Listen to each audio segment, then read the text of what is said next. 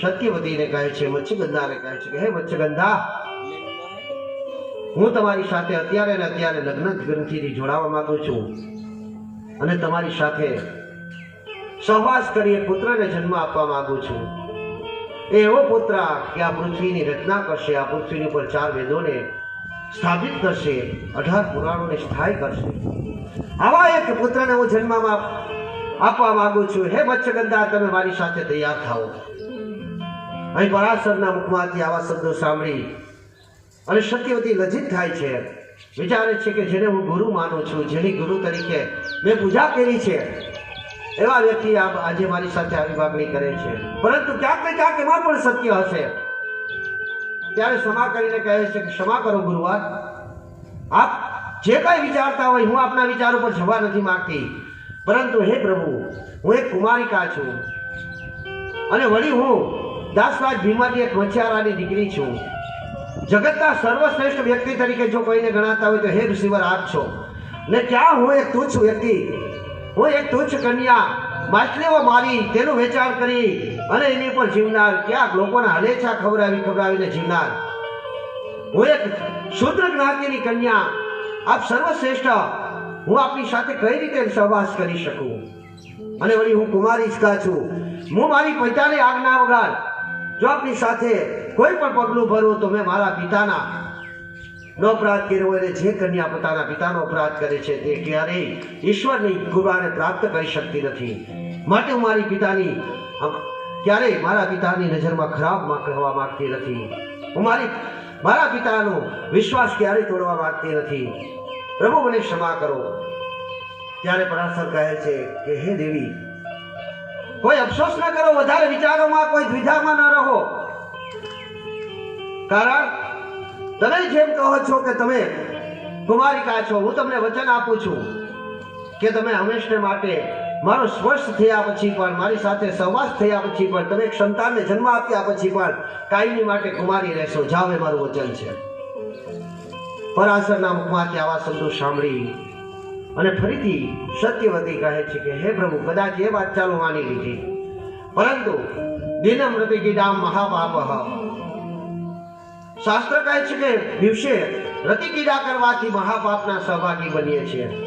તો અત્યારે સૂર્યદેવની ઉપસ્થિતિ છે અને સૂર્યની ઉપસ્થિતિમાં જો રતિકીડા કરવામાં આવે તો મહાપાપી બનીએ તો એ પાપમાંથી કોણ બચાવે?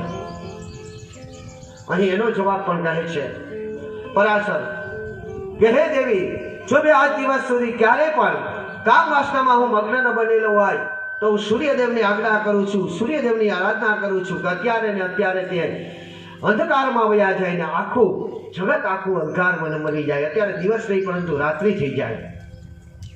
પરાશર મુખ્ય ઋષિના મુખમાંથી આવા શબ્દો સાંભળતાની સાથે જ સૂર્યદેવ ગાયબ થઈ જાય છે અને તરત જ આખો અંધકારમય રાત્રિ થઈ જાય છે. માન કરી અને પરાશર ઋષિનું મુખ દેખાય છે. મત્સ્યગંધા વિચારે છે કે પરાશર ઋષિ તો જે કરવું હોય તે કરી શકે છે, હવે શું કરવું? કુમારિકા ભંગની વાત કરી. કુમારિકા ભંગનું એને વચન આપી દીધું કે ક્યારેય તમારું કુમારિકા ભંગ નહીં થાય. અને દિવસની વાત કરી તો એમને એમ કહી દીધું કે રાત્રિ ઇત્યાર થઈ જાય અને ચારે કોઈ ચાંદ્ર તારા દેખાવા માંડ્યા. એનો મતલબ પરાશર ઋષિ જે કાંઈ શક્તિ છે મહાશક્તિશાળી છે.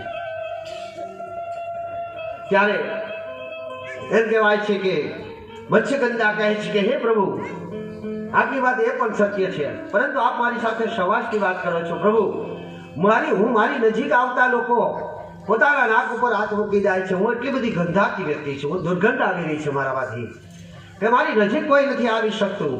તો આપ તો મારા માધ્યમથી એક પુત્રની પ્રાપ્તિની કામના રાખો છો, તો આ કઈ રીતે શક્ય છે? ત્યારે પરાશર ઋષિ કહે છે કે હું હંમેશા સત્યના વચને ચાલ્યો હોય, નારાયણની ઉપાસના કરી હોય, શક્તિની પ્રાર્થના કરી હોય, તો આજે ને આજે તમારા શરીરમાં આવતી દુર્ગંધ દૂર થઈ જાય અને એક નહીં પણ હજારો યોજન સુધી તમારા શરીરની સુગંધ આવતી રહે. પરાશર ઋષિના મુખમાંથી આવા શબ્દો સાંભળતાની સાથે જ આકાશ મંડળમાંથી તરત જ સુગંધ રૂપી દિવ્યતા આ સત્યવતીના શરીરમાં પ્રવેશી જાય છે અને સત્યવતીનું શરીર જે છે એ સુગંધમય બની જાય છે અને હજારો માઇલ સુધી એની સુગંધ આવવા માંડે છે. અતિશય સુગંધિત બની જવાને કારણે એનું નામ પડે છે યોગગંધા. એક નામ એનું યોગગંધા પણ હતું કે જેનામાંથી અતિશય યુગે સુગંધ આવતી હતી. આથી એનું નામ યોગગંધા પણ પડે છે. અહીં પરાશર ઋષિ સાથે અંતે તે સહમત થાય છે. પરાશર ઋષિ સાથે સહવાસ કરવાથી તેમને ત્યાં એક પુત્રની પ્રાપ્તિ થાય છે અને એ પુત્રનું નામ વ્યાસ રાખવામાં આવે છે. આ વ્યાસ આપણે કથા સુખદેવ જન્મની હતી, પરંતુ વ્યાસનો પણ જન્મ કરવો પડે ને. પિતા પેલા આવે પછી બાપ પુત્ર આવે ને, એટલે વ્યાસનો જન્મ કર્યો. અહીં વ્યાસ અને સત્યવતીને પરાશર ઋષિ એના આશ્રમમાં મૂકીને વયા જાય છે, એના દાસરાજ ભીમાના ઘરે મૂકીને વયા જાય છે. દાસરાજ ભીમા પોતાની પુત્રી અને પોતાના પુત્રીના પુત્રને જોઈને વિચારે છે કે એ તો ઠીક, બા પરાશર જેવા ઋષિ હતા, મહાજ્ઞાની હતા, તેને મારી દીકરી સાથે આવું કર્યું, પરંતુ હવે કેવું પણ કોને, શા માટે કેવું? આવા અનેક તર્કો વિતર્કો કરે છે. આ બાજુ પરાશર ઋષિ શસ્ત્રબાહુના વિરોધની અંદર ઘરે ઘરે જઈને ભટકે છે, એક પગે લંગડા, અને કહે છે કે તમે શસ્ત્રબાહુનો વિરોધ કરો, અન્યાય સામે ન્યાયને પ્રાપ્ત કરવાની પ્રયત્ન કરો, હંમેશને માટે શ્રેષ્ઠ કર્મ કરવા માટે તત્વ કરો, એક ક્ષત્રિયને શુભ એવા કાર્ય કરો, પરાશર સામે યુદ્ધ કરો, શસ્ત્રબાહુ સામે યુદ્ધ કરો. આવું પરાશર જ્યારે બધાને કહેવા નીકળે છે ત્યારે એક વર્ષમાં એકવાર એ પોતાના પુત્ર અને પત્નીને મળવા માટે જતા. આ બાજુ 5મું વર્ષ વ્યાસજીને ચાલતું હોય છે. 5મા વર્ષે જ્યારે પરાશર ઋષિ આ દાસરાજ ભીમાના ઘરે આવે છે ત્યારે તે દાસરાજ ભીમા નક્કી પહેલાથી જ કરેલું હોય છે કે હવે જ્યારે પણ આવે ને ત્યારે એને કહી દેવું કે આ તારી પત્નીને અને તારા પુત્રને લઈને વયો જા. હવે આનો ભાર મારે કેટલા સમય સુધી સહન કરવો? તે જેને સાથે સહવાસ કર્યો અને પુત્રને પ્રાપ્ત કર્યું, આથી આ તારી પત્ની છે, આ તારો પુત્ર છે, આને લઈને વયો જા, અને અથવા તો આ તારા પુત્રને લઈને વયો જા, હું મારી પુત્રીને બીજે પરિણામી દઈશ. આ બાજુ જ્યારે પરાશર ઋષિ દાસરાજ ભીમાના ઘરે આવે છે તો આજ મનમાં જે વાત હતી, વ્યાસજી તરત જ દોડીને પિતાને જોઈને ચોંટી જાય છે. દીકરા હંમેશા પિતાને જોઈને એને ખંભે ચોંટવાનો, ખંભે બેસવાનો પ્રયત્ન કરે છે. વ્યાસજી પણ એવો જ કરે છે. પરાશર ઋષિને ચોંટી જાય છે ત્યારે દાસરાજ ભીમા તામસ સાથે, ક્રોધ સાથે કહે છે કે હે મુનિ, અત્યાર સુધી તો મેં તમને કાંઈ કહ્યું નહીં, પરંતુ આજે હવે હદ થઈ ગઈ. 5 વર્ષ વયા ગયા. આ તમારો પુત્ર અને તમારી પુત્રીનો ભાર હું કેટલા સમય સુધી ખમું? હવે મારા ખંભા પણ ઘડા ગયા છે, હવે હું પણ સહન કરી શકતો નથી. હું પણ કેટલા વર્ષો સુધી હલેસા હલકાવું? કાં તો તમે આ તમારી પત્ની અને પુત્રને લઈ જાઓ, અને અથવા તમારા પુત્રને લઈ જાઓ, હું મારી પુત્રીને બીજા કોઈ સાથે પરિણામી દઈશ. દાસરાજ ભીમાના મુખમાંથી આવા શબ્દો સાંભળી પરાશર કહે છે કે ભાઈ ખોટી કાલ તમારા જાઓ માં, તમારી પુત્રી કુમારિકા જ છે, તમારી પુત્રી કુંવારી જ છે જી. આ તો એક શ્રેષ્ઠ પુત્રને એના માધ્યમથી જન્મ લેવાનો હતો. હવે આ મત્સ્યગંધા કોણ હતી? તો મત્સ્યગંધા અને મત્સ્ય રાજા એક કોણ હતા એ આપણે આવતીકાલે જાણીશું, કદાચ સમય રહેશે તો. મત્સ્યગંધા પણ એક શ્રેષ્ઠ ક્ષત્રિયની દીકરી હતી. માટલામાં એક પડ્યું, જે ખીરની આપણે વાત આવતી શરૂઆતમાં, ખીર પડી જાય છે અને એક માટલી ગ્રહણ કરી લે છે, અને માટલી ગ્રહણ કરવાથી એને જે બાળકનો જન્મ થાય છે એ જ બાળકી એટલે મત્સ્યગંધા. અહીં એક પુત્ર અને પુત્રી બને જન્માતા, પરંતુ પુત્રને એક રાજા રાખી લે છે, પરંતુ દીકરીને પાછી વહેતી કરી દે છે. એ દાસરાજ ભીમાના હાથમાં આવે છે અને દાસરાજ ભીમા તેને ઉછેરીને મોટી કરે છે દીકરી તરીકે, અને એક મત્સ્યગંધા બને છે. અહીં દાસરાજ ભીમાના મુખમાંથી આવા શબ્દો સાંભળીને તરત જ પરાશર કહે છે કે તો રાખો તમારી પુત્રીને, તો કુમારી જ છે. આ સર્વત્ર તો મેં એક યુગને ચલાવનાર શ્રેષ્ઠ પુત્રની પ્રાપ્તિ કરવા માટે કહ્યું હતું. તમારું મન પડે ત્યાં તેને પરણાવી દેજો, મારા આશીર્વાદ હંમેશા માટે તેમની સાથે છે. આમ કહી અને વ્યાસજીને લઈને ફરીથી જંગલમાં વયા જાય છે. જંગલમાં પોતાના આશ્રમે જઈ વ્યાસજીને પહેલા તો યજ્ઞોપવિત સંસ્કાર કરે છે. યજ્ઞોપવિત સંસ્કાર જનોઈ 3 તાકડાની પેલા જણે દેવામાં આવે, લગ્ન થયા પછી 6 તાકડાની ભરવામાં આવે. અહીં પછી એક હિન્દુ શાસ્ત્ર માટે એવું ન વિચારો કે જનોઈ બ્રાહ્મણની છે. અમુક સમાજ જનોઈ પહેરે છે. જનોઈ પાછળ યજ્ઞ કોઈ ધારણ કરવું, યજ્ઞ કરવાનો અધિકાર, યજ્ઞ કરાવવાનો અધિકાર, યજ્ઞ નારાયણને પ્રસન્ન કરવાનો અધિકાર, યજ્ઞ અને સાધ્યની સામગ્રી પ્રાપ્ત કરવાનો અધિકાર, શ્રેષ્ઠ કાર્યો કરવાનો અધિકાર, એટલે યજ્ઞોપવિતની ધારણા. સરસ્વતી નદીના કિનારા પર આવીને પરાશર ઋષિ ફરીથી પોતાના પુત્રને યજ્ઞોપવિત ધારણ કરાવે છે. યજ્ઞોપવિત ડાબા ખંભે જ હોય છે. એની પાછળ પણ 2 કારણ છે. વૈજ્ઞાનિક કારણ પણ છે ને આપણું શાસ્ત્ર પણ કહે છે. ડાબા ખંભે ઇલેક્ટ્રોનની ઉત્પત્તિ વધારે થાય છે. એક તપસ્વી તાપની ઉત્પત્તિ વધારે થાય છે. યજ્ઞોપવિત ધારણ કરવાથી, રુદ્રાક્ષ ધારણ કરવાથી બહુ ઓછા ઝઘડે લોકો એવા મળશે. તમે જોજો ક્યારેક તમે તર્ક ન કરતા હોય. મારે ઘડી એક વાત કરું કે તમે તર્ક ન કરો, હું ખાલી તર્ક કરું. એક નાનું એવું બાળક એક વૃક્ષની નીચે બેઠું તો ને સફરજન ઉપરથી પડ્યું અને વિચાર કર્યો કે આ સફરજન નીચે ક્યારે આવ્યું. ત્યારે એની માતાને જઈને પૂછ્યું કે માં, આ સફરજન ઝાડવા પરથી પડ્યું પણ નીચે કેમ પડ્યું? ત્યારે એની માએ જવાબ આપ્યો છો કે જાનીભાઈ તું પોતે ગોત ક્યાંક કેમ પડ્યું. એ જ બાળક પાછો એના પિતા પાસે જઈને કહે છે કે પિતા, હું આજે એક ઝાડવા નીચે બેઠો હતો, ઉપરથી સફરજન પડ્યું પણ નીચે કેમ પડ્યું, ઉપર કેમ ન ગયું?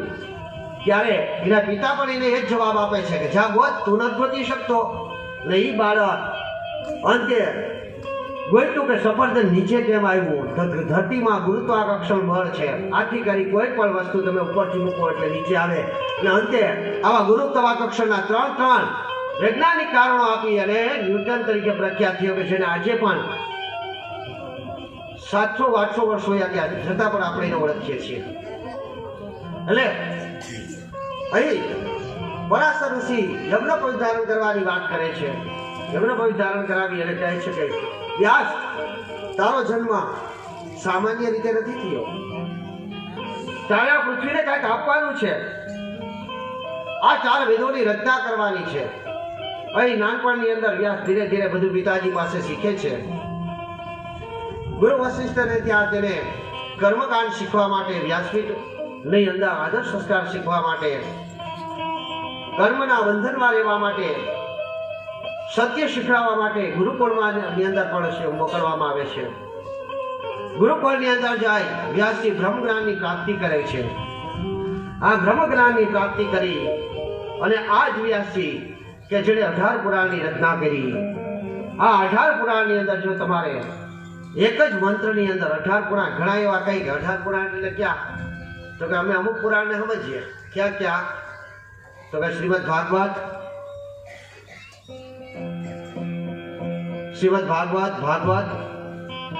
મત્સ્ય પુરાણ, વિષ્ણુ પુરાણ, આવા જે નાના પુરાણો છે એને આપણે ઓળખીએ છીએ, અથવા શિવ પુરાણ. આપણે આવા પુરાણો કે જેની આપણી સાથે સામે કથા થઈ ગઈ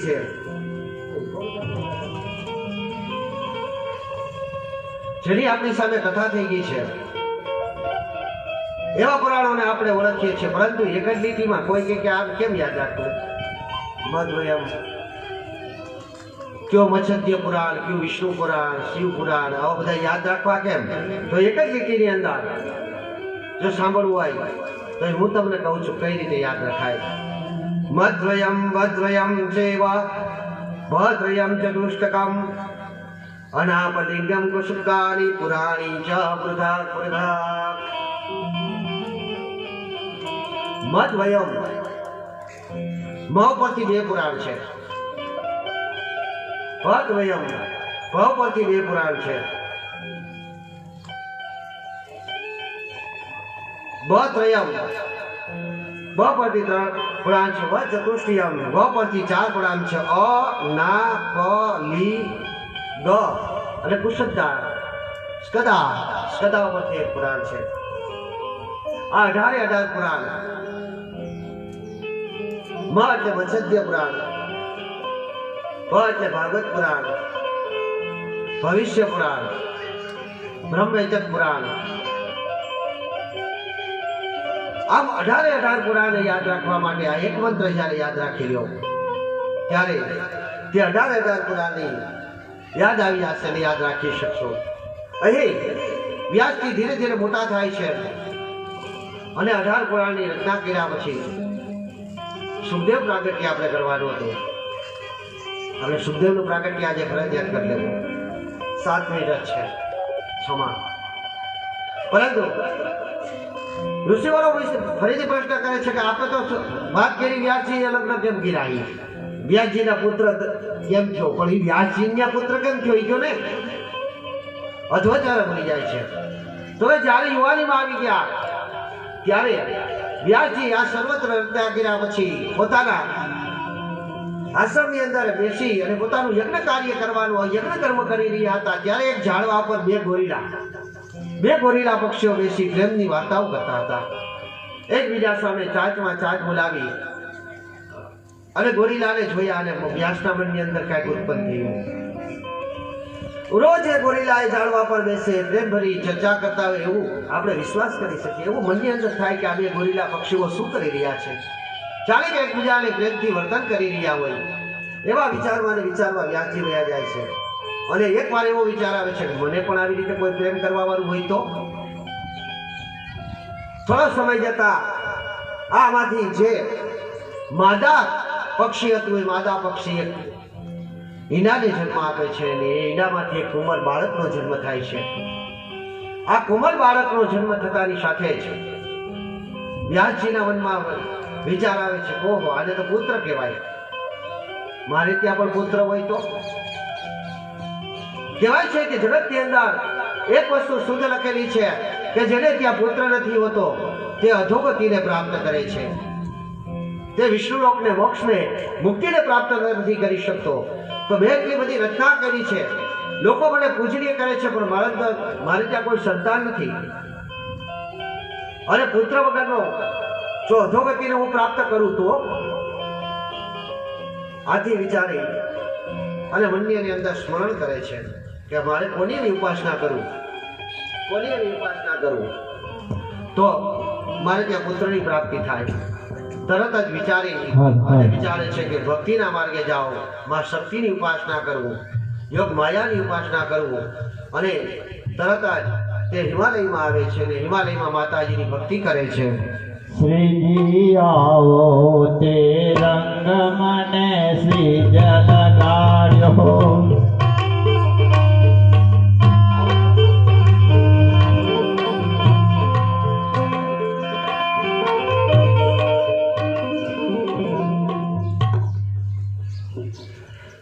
ઉપાસના કરે છે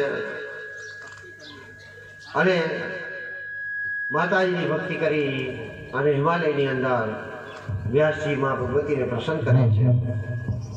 ભગતિ રે કરવી અને રાખ થઈને રે હું મેળવો યંતરનો અભિમાન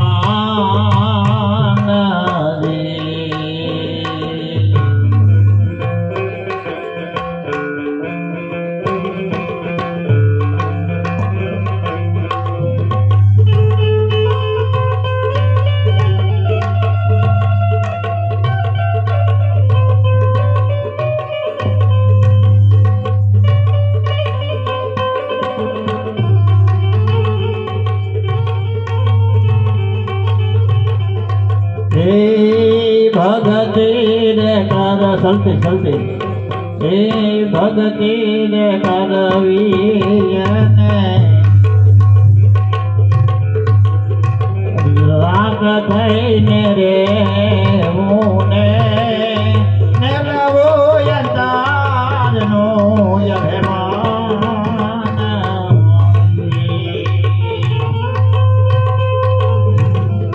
જથા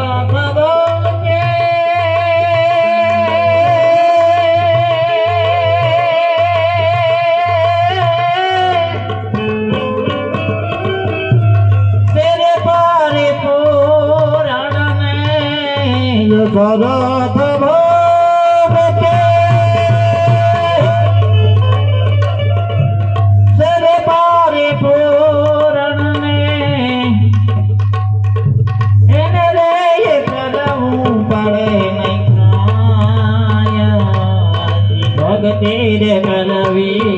ને રાખ થઈને રે ઊને મેળવો અંધારનો અભિમાન અભિમાન વ્યાસજી ભક્તિ માટે જાય છે અને એમાં શક્તિ પ્રસન્ન થાય છે. વ્યાસજી અહીં સુખદેવ વાણીમાંથી પ્રગટ થાય છે. માતાજી તેનો વિચાર જાણી જાય છે અને તથાસ્તુ કહે છે. આ બાજુ વ્યાસજી પોતાના આશ્રમે આવે છે. રોજની ક્રિયા બની ગઈ હતી, રોજ માટે ભોગમાં બની ગયા હતા. અહીં જ હવે આવતીકાલનો જે વ્યાસજી અને સુખદેવનો આપણે સંવાદ લઈશું. આવતીકાલે વ્યાસજી અને સુખદેવનો સંવાદ લઈશું. એની અંદર જે કાંઈ વળતી વસ્તુ હોય એ ગોતીને આવજો. એટલે વ્યાસજી અણિમંથન કરે છે. અગ્નિને ઉત્પન્ન કરવા માટે અણિમંથન કરવામાં આવે છે. અણિ એટલે ખબર છે? અણિ જોઈ છે? એક લાકડાની સાથે બીજું લાકડું બંધાય, ઘસાય અને જે અગ્નિ ઉત્પન્ન થાય. પેલાના બ્રાહ્મણો અણિમંથનથી મંત્રોથી અગ્નિ ઉત્પન્ન કરતા, એ પછી અણિમંત્રથી. અહીં વ્યાસજી મગ્ન હોય છે, અણિમંથન કરવા જાય છે અને ગોરીલા સામું જુએ છે. મનોમન માત્ર ને માત્ર સ્ત્રી પાત્રનો વિચાર આવે છે, કામનામાં મગ્ન બને છે અને એનું રેતસ છૂટી જાય છે. આ બાજુ એક સામેથી ગોરીલી હોય છે, એ વ્યાસજીને જુએ છે અને વિચારે છે કે આ વ્યાસજી મને આવી રીતે જોતા શ્રાપ દઈ દેશે તો એક સુખ બની જાય છે. અને અહીં રેતસનું ગ્રહણ એ પોપટી પડે છે અને પોપટીના માધ્યમથી જન્મ થાય છે બીજું કોઈ નહીં, સુખદેવ. અને એનું નામ સુખદેવ. પોપટીના રૂપમાં તેણે 16 વર્ષ સુધી ભગવાન શિવ એને મારવા આવે છે અને કથા સાંભળી હોય છે, અમર કથા સાંભળી જાય છે અને તે પેટમાંથી ગર્ભમાં રહેતા નથી. પોતાની ઈચ્છાથી. સુખદેવ એટલે કોણ? સુખદેવ એટલે પોતાની ઈચ્છાથી માના. અત્યાર સુધી તમે ઈચ્છા મૃત્યુ સમજ્યા હતા ને? અહીં સુખદેવ એક એવા હતા કે જે માના ગર્ભની અંદર 2 વ્યક્તિઓએ જ્ઞાન પ્રાપ્ત કર્યું હતું. શાસ્ત્રમાં એવું વર્ણન છે. એક અભિમન્યુએ 7 કોઠાની વિદ્યા માના પેટમાં જાણી લીધી હતી. એક આ સુખદેવ કે જેની અમૃતવાણી સાંભળીને માના કોખની અંદર અમૃતવાણીને સાંભળી લીધી હતી, અમર બની ગયા હતા. એવા સુખદેવને મારવા માટે સામે શિવ ઉભા રહી છે. એ કથા ભાગવતની છે, દેવી ભાગવતની નથી. પરંતુ અહીં એ 16 વર્ષે માના પેટમાંથી અંતે શિવજીને કહે છે, પ્રભુ તમે મને મારી તો નહીં જ શકો, ક્રોધિત થઈ શકો. ત્યારે સુખના શિવજીના અંશ તરીકે સુખ આવ્યા અને શિવજીનો જે જન્મ, શિવજીનો જ અંશ એટલે સુખદેવ. બોલો સુખદેવજી મહારાજની. શ્રીમદ ભાગવત કથાના મુખ્ય શ્રોતા એટલે સુખદેવજી અને શ્રીમદ દેવી ભાગવતના મુખ્ય શ્રોતા એટલે જન્મેજય. સુખદેવજીના પુત્ર જન્મેજય અને આપણે જેનું ગુણગાન ગાઈ રહ્યા છે એમાં જગદંબિકા દેવી ભાગવત જેના મુખ્ય શ્રોતા જન્મેજય છે અને મુખ્ય વક્તા વ્યાસજી છે. અહીં તો સુખદેવજી મુખ્ય વક્તા તરીકે જે પરીક્ષિતને સમજાવે છે, પરીક્ષિતના પુત્ર અહીં જન્મજી મુખ્ય દેવી ભાગવતના શ્રોતા તરીકે બિરાજમાન રહે છે. સુખદેવજી મુખ્ય વક્તા તરીકે બિરાજમાન રહે છે ભાગવતના. અહીં બેમાં તફાવત ઘણો બધો છે. અહીં જન્મજીની વાત આવે છે, સુખદેવની વાત આવે છે. તો સુખદેવજી મહારાજનો જન્મ થયો છે. બોલો સુખદેવજી મહારાજની જય. બોલો વ્યાસ ગુરુ મહારાજની જય. 6 વાગી ગયા. આજના સમયને આપણે વિરામ આપીએ કથાને. આવતીકાલે હયગ્રીવ અવતાર ભગવાનનું માથું કઈ રીતે કપાય. એક દિવસ આપણે લેટ તો છીએ જ, એટલે આવતીકાલે હયગ્રીવ અવતાર આપણે લેશું. સાથે સાથે માના અનેક સ્વરૂપોના વર્ણન પણ લેશું. એટલે આવતીકાલે આજે જેમ 3 વાગે આપ સર્વત્ર પહોંચી ગયા એમ 1 મિનિટનો પણ મોડું કર્યા વગર પહોંચી જાજો. આરતી માટે જે બહેનોને રીતે નક્કી કરેલું છે તે રીતે બહેનો આરતી માટે આવી જાઓ. 5:30 થઈ ગઈ.